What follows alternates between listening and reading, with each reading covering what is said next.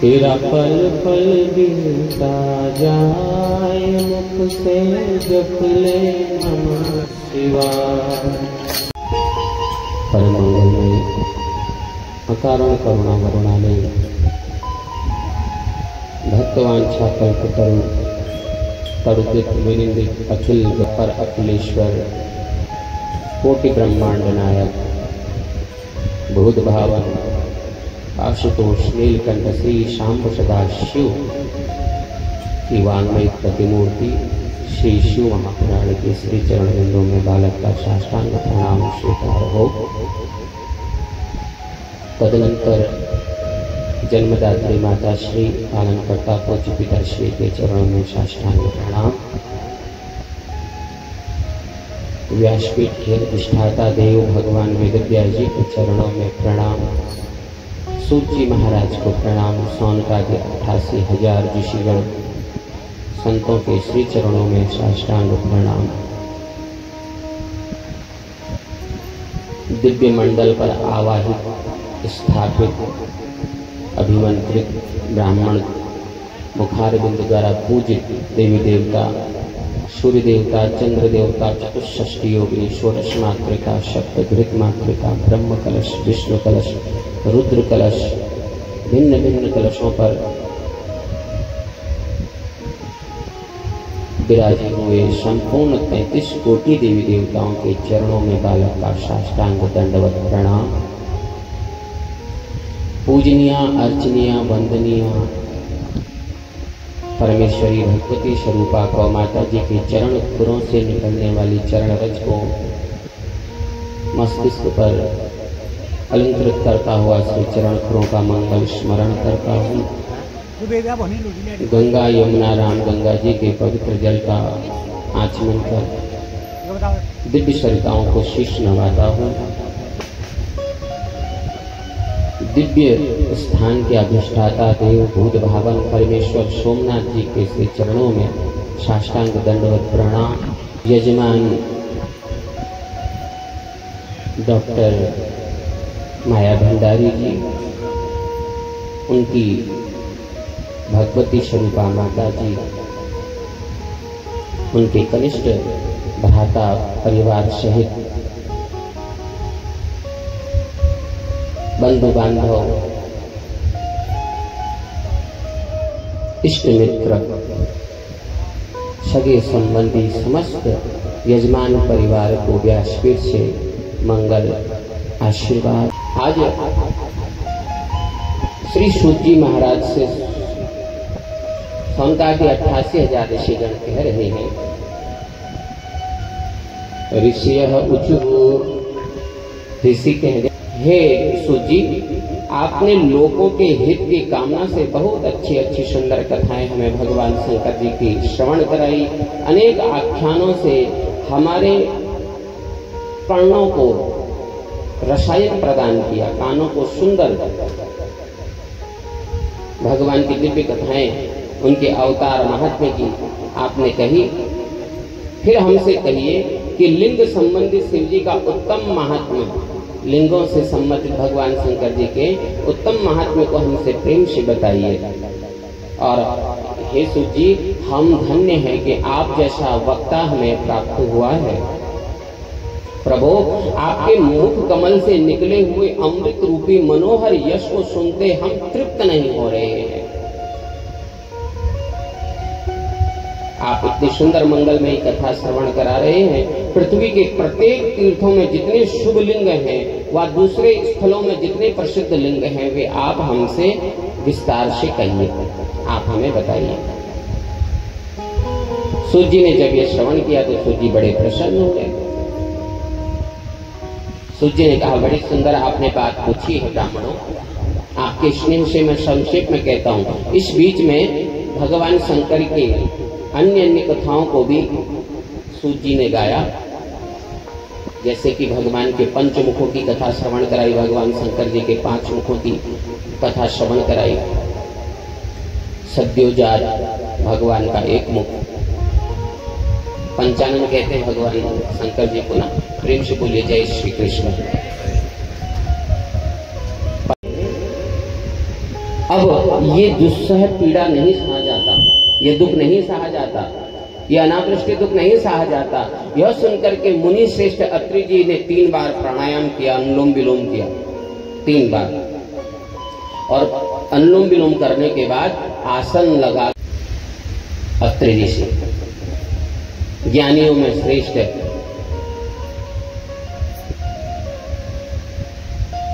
अपने गुरु को ध्यान में लगा देखिए ऐसा होता है ना, सुख में तो सभी साथी होते हैं। जब सुख, बहुत सारे उदाहरण हैं, गजेंद्र का उपाख्यान ही ले लीजिए, बहुत सारे कहां तक पता है। तो अत्रि ऋषि के जो शिष्य गण थे वो भी उस स्थान से चले गए। क्यों? क्योंकि गुरुजी ध्यान में लग गए। अब जिन्होंने हमारे दुख का निवारण करना था वो भगवान जी के ध्यान में लग गए, और ये माता क्या करेंगी अकेले। अब इस स्थान को छोड़ो, जहां पानी है खाने को मिले वो उस स्थान को जाओ। तो सारे शिष्यगण वहां से चले गए। अब पतिव्रता अनुसुया माता अकेली पड़ गई, अकेली रह गई, और नित्य ही उन मुनि श्रेष्ठ को आनंद देने के साथ साथ उनकी सेवा किया करती थी माता जी। प्रातः काल देखो माताओं का धर्म देखिए, स्त्री विभिन्न प्रकार से, जो अब मैं अभी स्नान करा रहा हूँ, अब उनको वस्त्र पहना रहा हूँ, अब उनको मानस पूजा बड़ी सुंदर।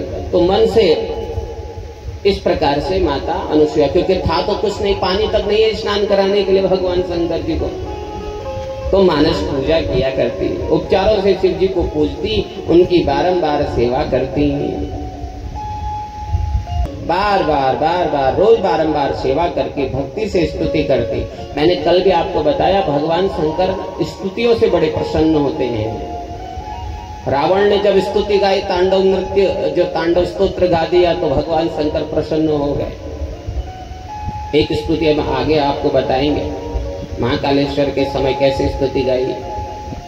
तो भगवान शंकर स्तुतियों से बड़े प्रसन्न होते हैं। उनको बड़ा, बाणासुर ने 1000 हाथों से अपने वीणा वाद्य यंत्र किया तो भगवान प्रसन्न हो गए, उनके वहीं रहना निवास करना स्वीकार कर दिया। प्रातः काल स्नान करने के बाद जो भी अपने नित्य नैमित्तिक कर्म होते हैं उसको करने के बाद आधे से 1 घंटा समय निकालिए अपने अमूल्य समय में से। 24 घंटे आपको भगवान, हमको परमात्मा ने दिए हैं, प्रकृति ने दिए हैं, तो उसमें से करीबन हम 4 या 5 घंटा तो निकाल ही सकते हैं। नहीं भी निकालें 1 घंटा तो निकाल सकते हैं। अगर नहीं निकाल सकते तो हमारा जन्म लेना बेकार है। 1 घंटा भगवान के लिए ऐसा निकालिए, उसमें इतने सुंदर सुंदर स्तोत्र गाइए, रुद्राष्टक का पाठ करिए, बिल्वाष्टक का पाठ करिए, 12 ज्योतिर्लिंगों का पाठ करिए, ओंकार बिंदु संयुक्तम नित्यं ध्यायन्ति योगिना कामदं मोक्षदं चैव ओंकाराय नमो नमः। ये पढ़िए करती अपने पति को प्रणाम करती।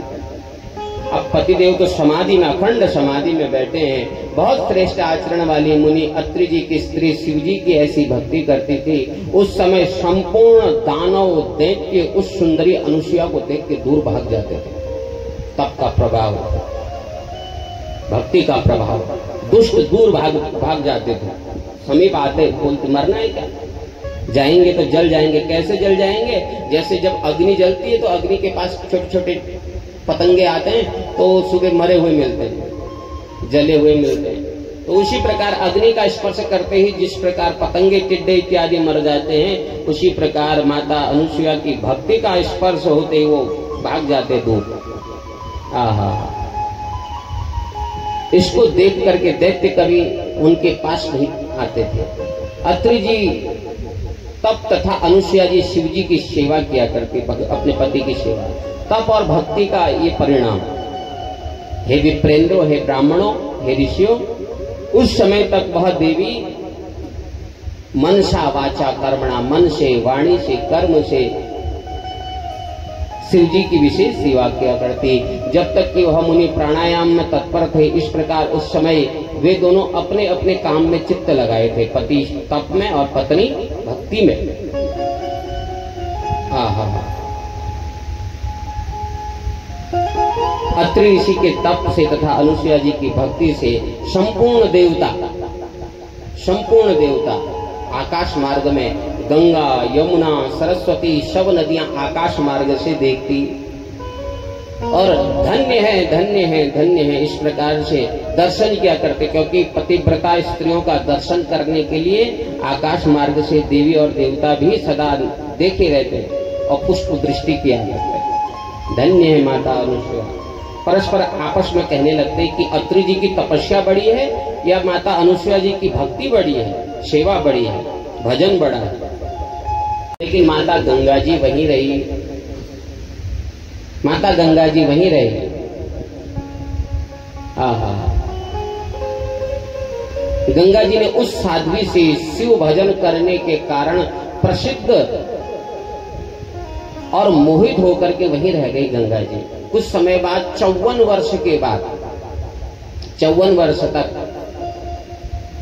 अत्रि ऋषि ने समाधि लगाई। विचार करिए, 54 वर्ष तक एक ही स्थान पर 54 वर्ष बीत गए और वर्षा नहीं हुई। तब तक अत्रि मुनि उसी समय ध्यान समाधि लगाए रहे। अनुसुईया ने भी विचार किया कि जब तक स्वामी जी समाधि में ध्यान लगाए रहेंगे तब तक मैं भी जल ग्रहण नहीं करूंगी। अब जल है ही नहीं वैसे तो, लेकिन जब तक अत्रि मुनि जी की अपनी समाधि नहीं खोलेंगे तब तक मैं भी जल अन्न ग्रहण नहीं करूंगी। किसी समय वह वेद के जानने वाले श्रेष्ठ अत्रि जी समाधि से जागे और तब अपने प्रिया से बोले जल लाओ। अब माता अनुसुईया जो है मटका उठा के पानी लेने के लिए चली गई और विचारने लगी कहां से लाऊं पानी, क्या करूं, कहां जाऊं, किधर से जल लाऊं। इस प्रकार विस्मय को प्राप्त हुई अनुसुईया जी जब जा रही हैं तो गंगा जी पीछे से आ रही है, स्त्री का रूप धारण करके गंगा जी पीछे से, सामने से आ नहीं सकते, पीछे से जा रही है, पीछे से छम छम छम छम। पीछे मुड़ करके अनुसुईया जी ने जब देखा तो नदियों के श्रेष्ठ गंगा जी ने कहा, गंगा जी बोली कि हे देवी, मैं तुमसे प्रसन्न हूं, तुम कहां जाती हो बताओ, वर मांगो, मैं तुमसे प्रसन्न हूं। अनुसुईया जी ने कहा कि आप कौन हैं? बोले मैं देव नदी गंगा हूं, वरदान मांगो, जो मांगोगी प्राप्त होगा। हे साध्वी, तुम्हारे पति की सेवा तथा परमात्मा शिव जी की भक्ति, पति की सेवा और भगवान शंकर जी की भक्ति से मैं तुम पर बड़ी प्रसन्न हूं। अनुसुईया जी ने कहा कि हे मातेश्वरी, यदि आप हम पर प्रसन्न हैं तो आप हमें ये वरदान दीजिए, मेरे पति को अभी जल की आवश्यकता है, जल चाहिए उन्हें। तो आप मुझे जल प्रदान करें, अपना निर्मल जल मुझे प्रदान करें। गंगा जी ने कहा गड्ढा खोदो। एक गड्ढा खोदा गया और माता गंगा जी उसमें प्रवेश पा गई। गंगा जी में प्रवेश पा गई। नाश रहित जल। अनुसुईया उस दिव्य जल को अपने स्वामी के आगे स्थित हुई और उन ऋषि ने प्रीति से विधि पूर्वक आचमन करके दिव्य गंगा जल को पान किया और सुख पाया। लेकिन आश्चर्य है कि अकाल पड़ने से पहले जब वो जल पिया करते थे वो आनंद प्राप्त नहीं होता था जो इस जल से उन्हें तृप्ति हो रही है। इस जल का स्वाद उन्हें विशेष लगा। यह वैसा नहीं है जैसा पहले तक हुआ करता था। ऋषि ने विचार कर चारों ओर देखा, बाहर देखा, इधर देखा, उधर देखा, सब जगह तो दुर्भिक्ष पड़ा हुआ है, अकाल पड़ा हुआ है, पानी के पेड़ सूखे पड़े हुए हैं, जल गए हैं। तो अपनी पत्नी का मुख दर्शन करके बोले, अनुसुईया से बोले कि वर्षा तो अभी हुई नहीं है, तो ये जल कहां से लाई आप? तब भगवान शंकर जी ने बुद्धि दी। अनुग्रह से बुद्धि पाकर वह पतिव्रता बोली कि हे स्वामिन, सुनिए, जिस प्रकार हुआ सब वृतांत आपसे कहती हूँ। आपके तप के प्रभाव से, किसके? आपके तप के प्रभाव से इस समय महादेव जी की कृपा हुई है और स्वयं गंगा जी पधारी है। अपने भजन का प्रभाव नहीं बताया, आपके तप के प्रभाव से गंगा जी पधारी है और गंगा जी का ही पवित्र जल है। गंगा जी का यह पवित्र जल है। सूत जी बोले, उनके यह वचन सुन करके ऋषि विस्मय में पड़ गए और शिव जी को मन में स्मरण करके प्रीति से अपने पत्नी से बोले, अत्रि उवाच, अत्रि कहने लगे, हे सुंदरी, हे प्रिय, तुम सत्य कह रही हो? जो आप बोल रही हो वो सत्य है? क्योंकि मुझे नहीं लगता, इसलिए नहीं लगता कि अभी तक अगर शिव जी की कृपा होती तो गंगा जी क्यों आई? तुरंत ये दुर्भिक्ष दूर हो जाता, सीधे वर्षा ही हो जाती। तो मुझे मेरे तप के उसमें अभी मेरे को ये लगता है मेरा तप अभी पूर्ण नहीं हुआ। और अगर आप सत्य कह रही हो तो मुझे ले चलो उस स्थान पर जहां गंगा जी है, मैं देखना चाहता हूं। प्रेम से बोले जय श्री कृष्ण। उस स्थान पर पहुंचे जहां गंगा जी प्रस्तुत हैं। वहां मुनि ने उस निर्मल जल को प्रणाम किया, गंगा जी को प्रणाम किया, गंगा जी का आचमन किया, गंगा जी की बार बार स्तुति की। फिर अनुसुईया सहित निर्मल जल में स्नान किया, उस निर्मल जल में स्नान किया। माता जी सहित, अपनी धर्मपत्नी सहित, अपनी पत्नी के भक्ति की प्रशंसा की, धन्य है, स्नान किया उसमें। और इस प्रकार वह मुनि अनुसुईया जी दोनों नित्य कर्म गंगा जी में करने लगे। प्रातः काल के जो कर्म होते हैं, संध्या उपासना इत्यादि, गंगा जी के समीप करने लगे। उस समय से वह गंगा जी वहां पर मंदाकिनी के नाम से प्रसिद्ध हुए। किस नाम से? मंदाकिनी। और भगवान शंकर वहां पर अत्रीश्वर महादेव के नाम से प्रतिष्ठित हुए। किस नाम से? अत्रीश्वर, अत्रि ऋषि के ईश्वर, अत्रि और अनुसुईया के ईश्वर। मंदाकिनी के किनारे कामदगिरि पर्वत पर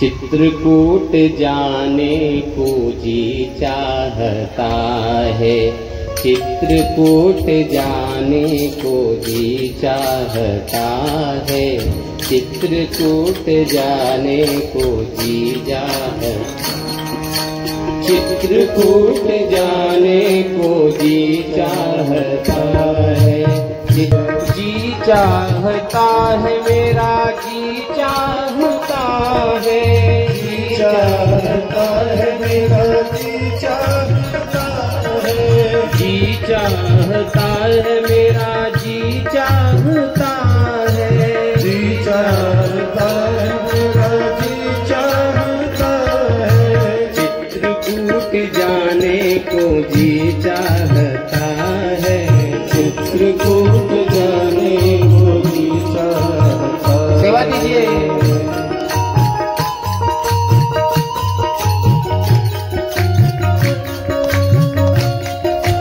हरि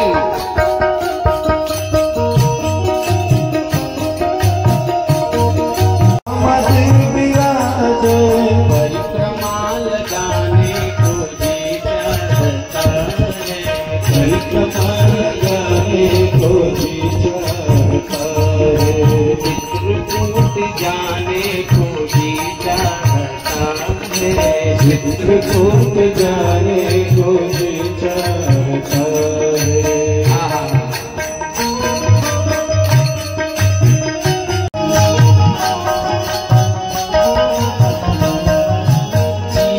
चित्रकूट में मंदाकिनी बहत है, चित्रकूट में मंदाकिनी बहत है, चित्रकूट में श्री मंदाकिनी बहत है, चित्रकूट में श्री मंदाकिनी बहत है।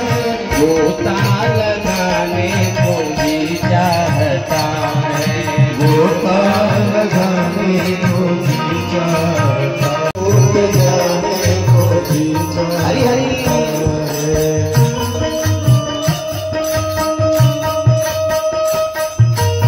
रामभद्राचार्य जी की सुंदर प्रस्तुति।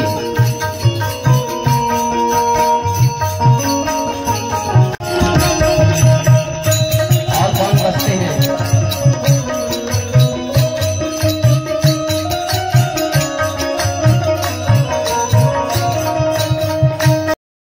जी चाहता है मेरा, जी चाहता है, जी चाहता है मेरा, जी चाहता है, जी चाहता है मेरा, जी चाहता है, जी चाहता है मेरा, जी चाहता है।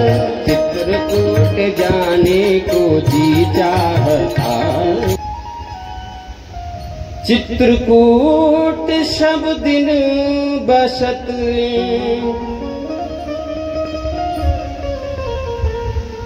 सिया राम लखन समेत, मन इच्छा परिपूरत है, कामदगिरी महे। भगवान वरदान देने के लिए आए नारायण प्रभु, तो इन्होंने कहा, राजा ने कहा कि मन ही मन में कहा कि प्रभु यदि मेरे से कहेंगे वरदान मांगने के लिए, तो मैं कहूंगा कि मेरी संतान, मेरा वंश यहां से समाप्त हो जाए। क्या वरदान मांगना चाह रहे थे? मेरा वंश समाप्त हो जाए। अब रानी चाहती कि मेरा भगवान के जैसा ही एक पुत्र हो जाए, जैसे भगवान है मेरा वैसे ही एक पुत्र हो जाए। तो रानी ने कहा तुम ऐसा चाहते थे? राजा ने कहा तू जानती नहीं है, मैंने सोच समझ के, तू भी यही वरदान मांग भगवान से, ये मत मांग पुत्र के। अब दोनों में यही विवाद ना, पुत्र चाहिए। रानी कहे मेरे को संतान चाहिए, राजा कहे मेरा वंश यहाँ पर रुक गया। अब भगवान ने कहा देखो देखो आपस में लड़ो मत, झगड़ो मत, हम तुम्हें दोनों को तुम्हारे मन के मुताबिक वरदान देते हैं। वरदान राजा तुमको ये देते हैं कि तुम्हारा वंश यहीं पर ही, तुम्हारे वंश में आगे कोई नहीं होगा। और रानी तुमको हम ये वरदान देते हैं कि तुम्हारे घर में हम स्वयं ही पुत्र बन के हमेशा हमेशा हम ही रहेंगे, हमारे बाद कोई रहेगा ही नहीं, हम ही तुम्हारे पुत्र बनेंगे। तो जगन्नाथ प्रभु जी की जहां से यात्रा निकलती है, वहां से साल में एक बार, एक दिन के लिए अपने माँ से मिलने के लिए वो उस द्वार से माता के द्वार तक पहुंचते हैं। वहां से उनकी यात्रा निकाली जाती है। तो आज जो रथ यात्रा निकली है, आज वो अपने माता जी से मिलने के लिए भगवान जगन्नाथ जी वहां से प्रस्थान किए हैं। तो साल में एक बार हम तुमसे मिलने आएंगे, तुम्हारे दर्शन के लिए आएंगे। बोले जगन्नाथ भगवान की। एक कथा ये है, और भी बहुत सारी कथाएं के संग लाग रे तेरी अच्छी बनेगी, संतन के संग लाग रे गाइए तेरी अच्छी बनेगी।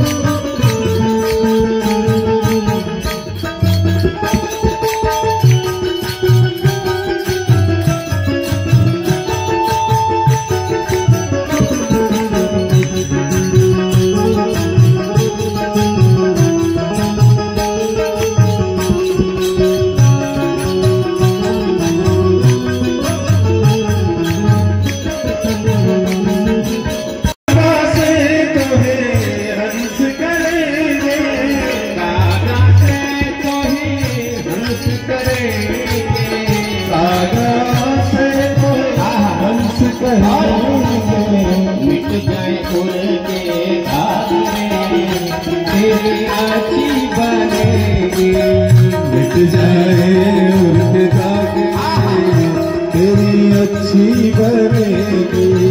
संतन के संग लाग रे तेरी अच्छी बनेगी।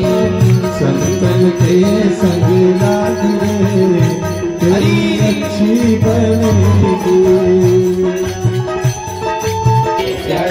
बन गई भंडारी की बन गई जो झुके खुले गए भाग रे तेरी अच्छी बनेगी। खुल गए भाग रे तेरी अच्छी बनेगी। संतन के संग लाग रे तेरी अच्छी बनेगी। संतन के संग लाग रे तेरी अच्छी बनेगी। समझ जाएगी संतन के संग लाग रे।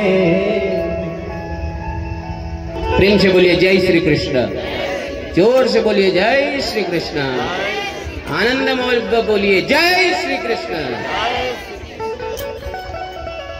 जो आराम फरमा रहे थे वो भी सावधान हो गए ना।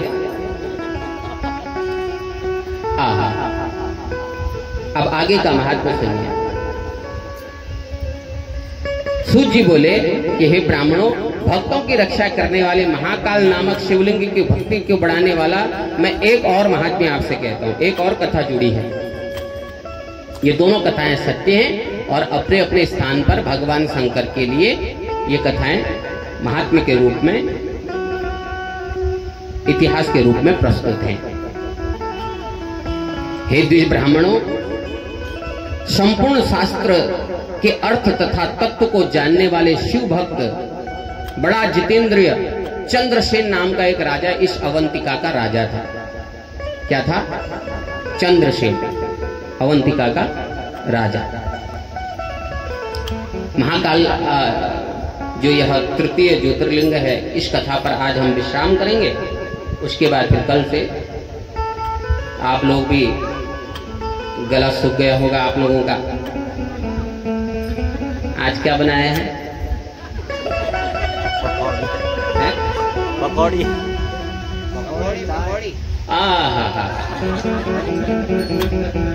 पकौड़ी। पकौड़ी कहाँ से जानते हैं?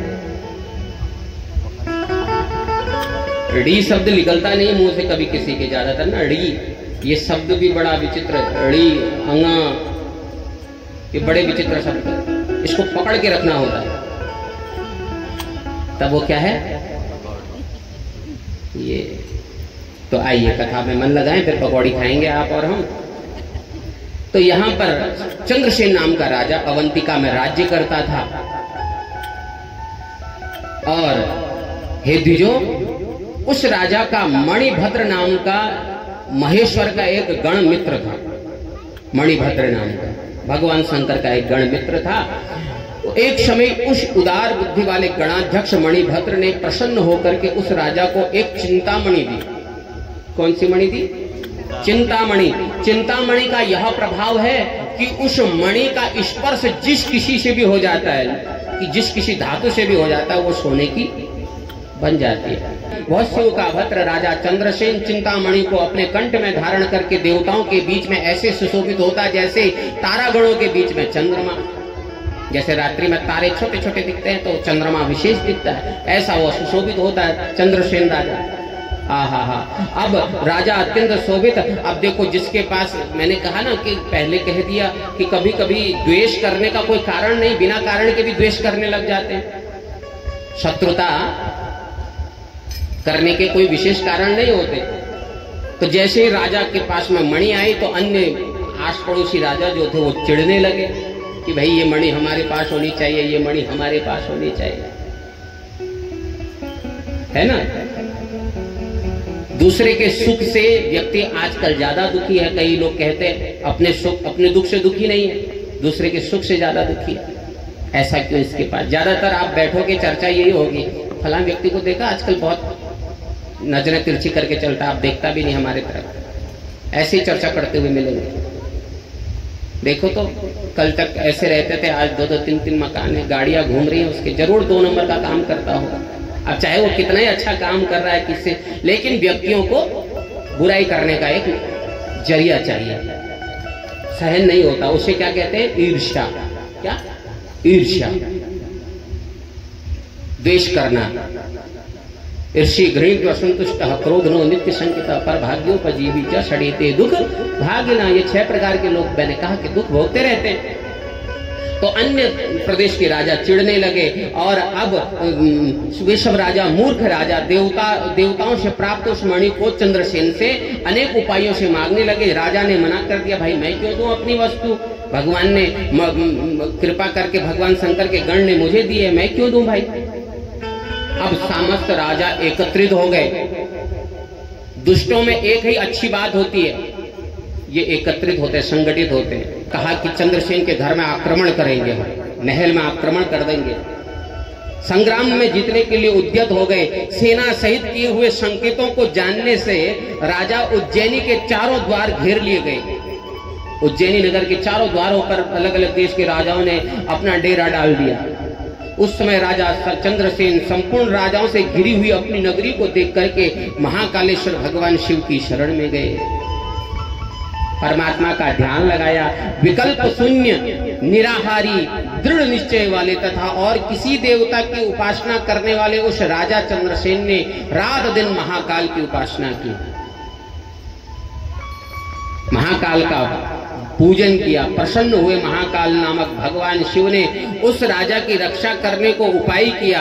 उसे आदर से अब श्रवण करो, भगवान कैसे आए उसे श्रवण करिए। हे ब्राह्मणों, ब्राह्मणों अर्थात सूत जी कह रहे सोनकादि ऋषि गणों से, हे ब्राह्मणों, उस समय कोई बालक सहित नगर में भ्रमण करती हुई एक गोपी उस स्थान पर आई। गोपी समझ रहे हैं किसे बोलते हैं? गोपी, गोपी बोलते हैं जो खाना बदोश होते हैं। अब वो भगवान का पूजन देखा, आदर से देखने लगी। वह गोपी राजा के किए हुए बड़े आश्चर्य के शिव पूजन को देख करके शिव जी को प्रणाम करके अपने स्थान को चली गई। अब क्या हुआ, रात्रि में वो गोपी का बच्चा जो है रात्रि में घर पहुंचा और उसने वो देख लिया कि राजा भगवान शंकर का पूजन कर रहा था, 5 वर्ष का बच्चा। तो रात्रि में क्या किया उसने, वो पार्थिव लिंग बना करके मिट्टी लाया, मिट्टी को उसने पानी में बनाया आटे का और पार्थिव लिंग निर्माण करने लगा। पुनर्विवेश स्वगृहं गोपी पुत्रैव परिपूजिता। भगवान शंकर की पूजा करने लगा पार्थिव बना करके, जैसे वो राजा पूज रहा था। अब नाम इत्यादि तो कुछ आता नहीं, भगवान का बच्चा ही है 5 वर्ष का, तो नमः शिवाय उसने सुन लिया। तम विलोक्य शिव शाग्रे निष्णनम मीति ते क्षणम। रात भर पूजा करने लगा। नमः शिवाय ओम नमः शिवाय, हरि हरि भोले नमः शिवाय, नमः शिवाय ओम नमः शिवाय, हरि हरि भोले नमः शिवाय। इस मंत्र का जप करने लगा, कीर्तन करने लगा। अब भोजन का समय हो गया तो माँ ने आवाज मारी, बेटा आप भोजन करने नहीं आ रहा है क्या? उसने ध्यान ही नहीं दिया, उधर सुनाई नहीं दिया। आई तो उस समय देखा कि पुत्र तो किसी पूजन में व्यस्त है, पुत्र को झंझोरा। तो पुत्र ने ऐसे हिलाते हुए, छोड़ो मुझे भगवान का पूजन करना है, चल खाने के लिए। अब माता तो प्रेम से कह रही है कि भाई खाने का समय हो गया, ना जाने क्या। खींचने का प्रयत्न किया तो फिर वो छुड़ाए। तो माता ने क्रोध में क्या किया, जो शिवलिंग बना था उसी को धक्का दे दिया उधर और घसीटते हुए ले गई। चल, जैसे बच्चों को जबरदस्ती खिलाते ना माता, तो वह रोने लगा।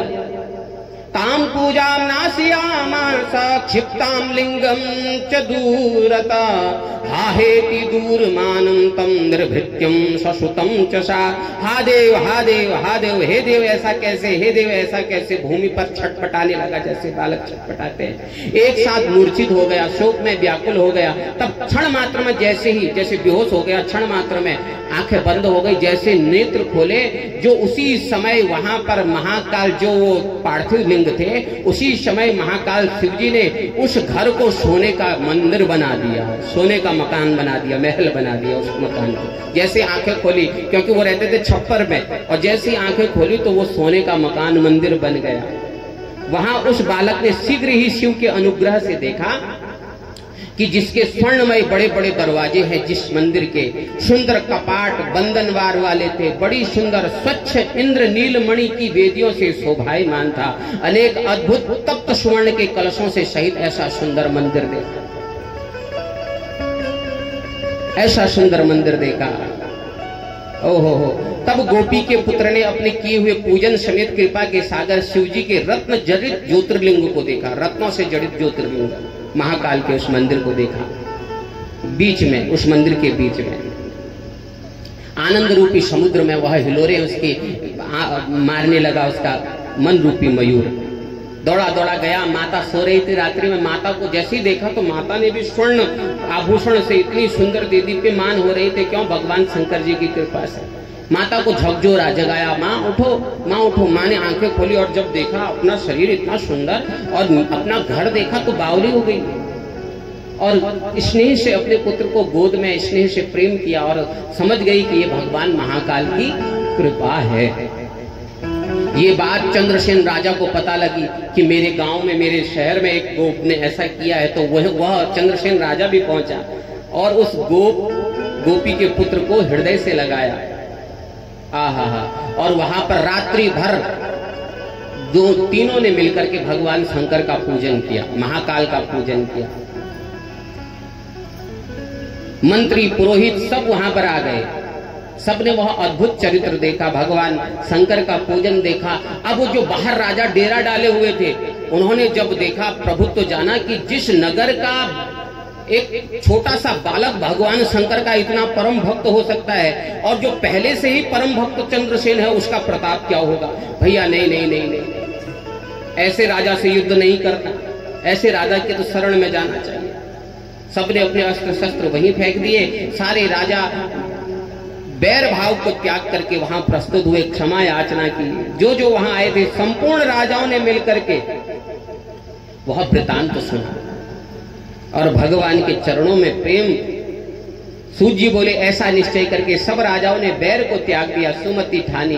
राजा उच्च राजाओं ने कहा, अयम राजा चंद्रसेन शिव भक्तोति दुर्जया उज्जैन्यां महाकाल पूर्या परितना कुलः। महाराज हमें क्षमा करें, हमारे पाप को क्षमा करें, हमसे बड़ा अपराध हो गया।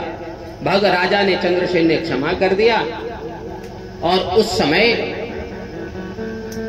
भगवान शंकर महाकाल का पूजन करने पर भगवान शंकर प्रसन्न हुए और उन्होंने तब हनुमान जी वहां पर प्रकट हुए। कौन प्रकट हुए? हनुमान जी। बोले हनुमंत लाल की। हनुमान जी प्रकट हुए। हनुमान जी बोले, हे संपूर्ण राजाओं, हे मनुष्यों, तुम सब मेरे कल्याणकारी वचन सुनो। शिव जी के बिना और कोई मनुष्यों की गति नहीं है। इस प्रकार गोप का पुत्र स्वभाव से शिव जी को पूजने का अधिकारी हुआ। यह सब मंत्रों से मंत्रित होगा, बड़ा आनंद। यह गोप कीर्ति को बढ़ाने वाला होगा। शिव के श्रेष्ठ भक्तों यहाँ संपूर्ण भोग पाकर अंत समय में यह बालक मोक्ष को प्राप्त होगा। इसकी 8वीं पीढ़ी में यशस्वी नंद नाम के एक पुरुष उत्पन्न होंगे। कौन से नाम के? नंद नाम के एक पुरुष उत्पन्न होंगे, जिनके घर स्वयं भगवान नारायण प्रकट होंगे। वो अपने बाल लीलाएं करेंगे, कृष्ण रूप से वो बाल लीलाएं करेंगे। आज से लेकर के गोपी का पुत्र इस संसार में श्रीकर नाम से प्रसिद्ध होगा। किस नाम से? श्रीकर नाम से यह गोपी का बालक प्रसिद्ध होगा। सूत जी बोले, ऐसा कहकर के अंजनी के पुत्र शिव जी के अवतार हनुमान जी राजा की ओर कृपा दृष्टि से बोले, कि तुमने भगवान शंकर की बड़ी प्रीति से शिव जी का पूजन किया, इसलिए शिव जी का उपदेश तुम सुनो। हे ब्राह्मणों, तब अति प्रसन्न हुए हनुमान जी राजा चंद्रसेन के तथा गोप के पुत्र श्रीकर आदि सब मनुष्यों को देखते देखते आशीर्वाद दे करके अंतर्ध्यान हो गए। तब वहां पर भगवान स्वयं त्रिशूल धारी महाकाल प्रकट हो गए। बोले महाकाल भगवान की। और सब सुखों को देने वाले भगवान उसी समय उस पिंड रूप में अपनी सन्निधि की सभी देवताओं ने उस शिवलिंग को पूज करके महाकालेश्वर को वहां पर स्थापित किया। जो इस चरित्र को सुनता है, यह चरित्र यश देने वाला, कीर्ति देने वाला, आनंद देने वाला और समस्त दुखों को नाश करने वाला है। महाकाल का जो नित्य प्रति नाम भी ले लेता है, महाकाल, हे कालों के काल महाकाल, आपकी सदा ही जय हो, इस प्रकार भी जो बोल लेता है उसके सारे दुख दरिद्र उसी समय भाग जाते हैं। उसका दिन बड़ा सुंदर जाता है, उसका जीवन बड़ा सच्चरित्र होता है। कि नमः पार्वती पतये हर हर महादेव। तो आदरणीय श्रोतागण, आज हमने 4 लिंगों की उत्पत्ति का वर्णन सुना। कौन कौन से? भगवान अत्रीश्वर, भगवान सोमनाथ, प्रभु मल्लिकार्जुन और प्रभु महाकाल। इन 4 ज्योतिर्लिंगों की हमने दिव्य कथा श्रवण करी, जिसमें से कि 3 ज्योतिर्लिंग तो प्रसिद्ध है ही। आगे के अभी हमने 9 ज्योतिर्लिंगों के दर्शन और करने हैं। शेष हमारे पास अभी 2 दिन कथा की है, तीसरे दिन पूर्णाहुति होगी। इसलिए आपको कथा यदि आनंद दी तो भगवान से प्रार्थना करते हैं आपके घर में भगवान सदा सुख समृद्धि बरसाते रहें, आपकी सारी मनोकामनाएं पूर्ण हो और जो श्लोक हमने गाए हैं उन श्लोकों का प्रताप आपको प्राप्त हो, आपकी सारी यश कीर्ति दिनोत्तर बढ़ती रहे, आपके बालकों में सच्चरित्र सगुण संपन्न हो। इसी के साथ आज की कथा को विश्राम देते हैं। और भगवान की बड़ी कृपा है, हमारे पास तो कृपा है ही, हम अपनी कृपा की बात नहीं कर रहे, हम अपनी कृपा का बखान कर भी नहीं सकते। हम पर कितनी बड़ी कृपा करते हैं कि अपने स्थान पर खड़े होकर के दिव्य आरती में प्रवेश पावे। बोले शंकर भगवान की, बोले शिव महापुराण की, नमः पार्वती पतये।